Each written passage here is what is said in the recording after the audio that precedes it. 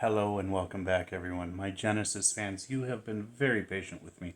I go months in between these albums, but that's because I'm discovering so many different areas of music, different artists. It's just so wonderful and so exciting, but I have not forgotten Genesis. Now, this is their fourth album, correct? This is going to be Watcher of the Skies off of FOXTROT. Now, this is the second album with that new lineup that started on Nursery Crime. So we have Hackett and Collins in the band. It'll be very interesting to see what the fourth album of a band starts to produce, because now they have some experience. They've been on the road. They're getting older. Their ideas are changing. The era that they were living in, there was a lot more experimentation, and now you've got the same lineup for a second album. So the chemistry is starting to build. This is the first song off of the album, for what I understand, and this was also the song that they used to open their concerts for a few years, from what I understand as well. And this album has the Fox and Address, which apparently Peter Gabriel thought it was a good idea to dress up like that on stage, which I think is kind of weird. But that's what I've been told. I never saw. I don't know. And I probably, when I get into the live concert footage of Genesis, I'll probably see it. But hey, man, if that's what you want to do, well, you did it. So whatever. I'm not going to do it. Those of you who are new here, welcome. I am Brian. You are Chords and Notes Nation. I think I said that already, but if I didn't, forgive me. I do things differently here. You are in my living room. You are going to have a seat. You brought something to drink, I hope. Water, coffee, whatever it is that you're drinking, tea. And we're going to sit and listen to this. This is an audio-only version. But I will give you my raw, honest, and unedited reaction. As always, please subscribe, like, and share. That will help grow the channel. If you want to go above and beyond, there are 3 ways to do that. Check out the description box below. Let's get started.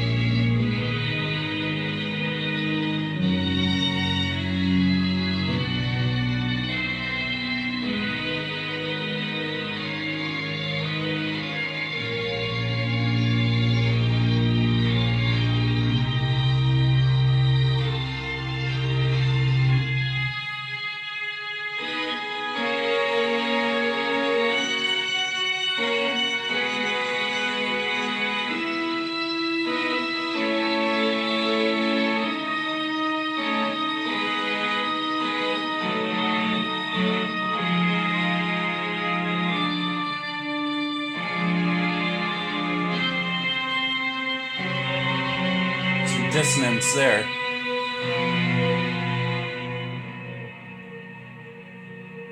Very interesting intro.